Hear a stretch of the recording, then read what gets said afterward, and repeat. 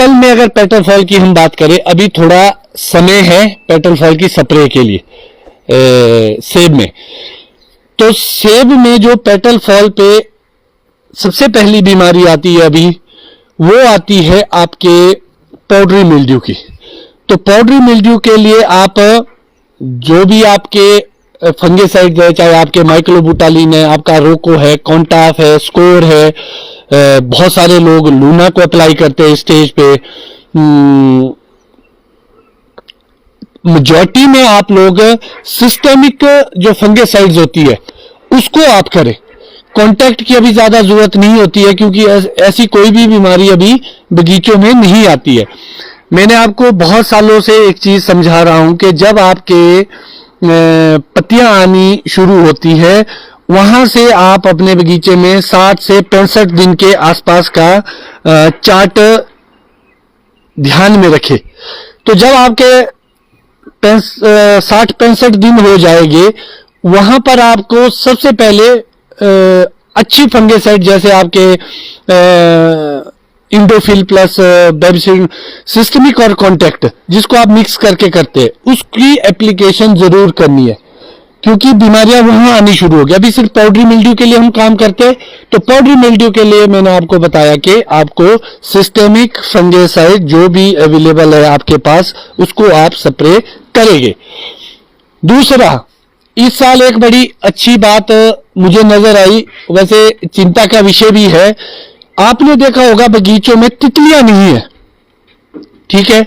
ये एक रिसर्च का विषय हो सकता है या साइंस का विषय हो सकता है। जो डिपार्टमेंट हॉर्टिकल्चर के डॉक्टर है, नॉन यूनिवर्सिटी के साइंटिस्ट है, वो इस पे सर्च करें कि तितलियां क्यों नहीं है इस साल। अगर है तो उसकी तादाद बहुत कम क्यों है? क्या वो हैच नहीं हो पाए? कहीं ऐसा तो नहीं हमने इंसेक्टिसाइड इतना अप्लाई कर दिया है अपने वातावरण में कि जिससे वो भी खत्म हो चुकी है, उसके कहीं ना कहीं अंडे ही खत्म कर दिए हमने। अब ये भी एक चिंता का विषय हो सकता है हम सब के लिए। दूसरी बात है, जो अच्छी बात है तितलियां ना होने से, वो होती है कि भाई तितलियां कम होगी तो जो आपके फ्रूट बोरर है, जिसको आप जो फ्रूट को खाती है कीड़ा, वो पैदा नहीं होगा। तो हमें एक तो बेनिफिट ये मिलेगा। और जो हेलिकॉर्न अल्मजीरा जो तितली है, आप संध्या के टाइम में बगीचों में जाइए और एक छोटी सी तितली उड़ते उड़ते यहाँ पे बैठेगी, वो यहाँ पर एग-लेइंग करेगी। अगर आपके लगता है कि वो तितलियों की तादाद बहुत ज्यादा है और वो एग-लेइंग कर सकती है, तो उसके लिए आपको अगर बायो कंट्रोल में जाएंगे तो आपको नीम ऑयल वगैरह की स्प्रे करनी पड़ेगी पेटल फॉल पे। और अगर कोई केमिकल में जाना चाहता है तो बेस्ट आपके पास रोगर है, जो एप्पल सेला को भी मारेगा, हर तरह के लगभग जितने भी सकिंग पेस्ट है, आप ग्रीन एफिड, ब्लैक एफिड, जो भी आपका लगता है उसको भी किल करेगा। तो रोगर भी आपके पास एक अच्छा ऑप्शन हो सकता है और उससे आपकी माइट भी कंट्रोल रहती है। वो प्रेडिक्टर को भी ज्यादा डैमेज नहीं करता है रोगर, क्योंकि नॉन यूनिवर्सिटी की जो रिकमेंडेशन आती है उसमें भी उसको प्रमुखता से रखा जाता है इंसेक्टिसाइड को। तो जो बायो कंट्रोल की ओर जाना चाहते हैं वो नीम ऑयल या कोई बायो जो दूसरे इंसेक्टिसाइड होते हैं उसके भी आप स्प्रे कर सकते हैं पेटल फॉल पे। मेरा ये मानना है कि भी अगर जरूरत हो आपको तभी आप इंसेक्टिसाइड पे जाए, अदरवाइज आपको इंसेक्टिसाइड करने की बिल्कुल भी आवश्यकता नहीं है।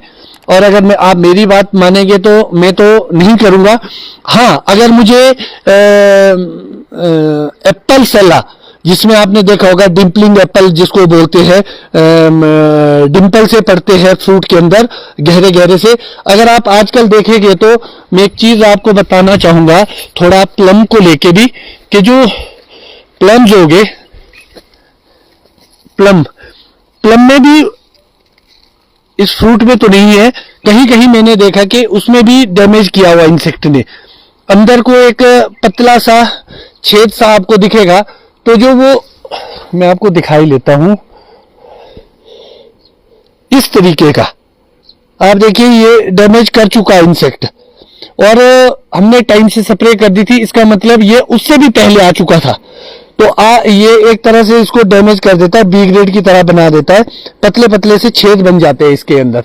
तो आपको ऐसे जो डिम्पल्ड एप्पल है वो सेला की वजह से भी ज्यादा आते हैं।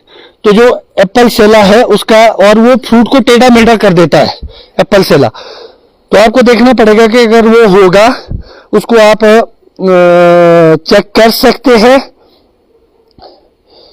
लेंस से।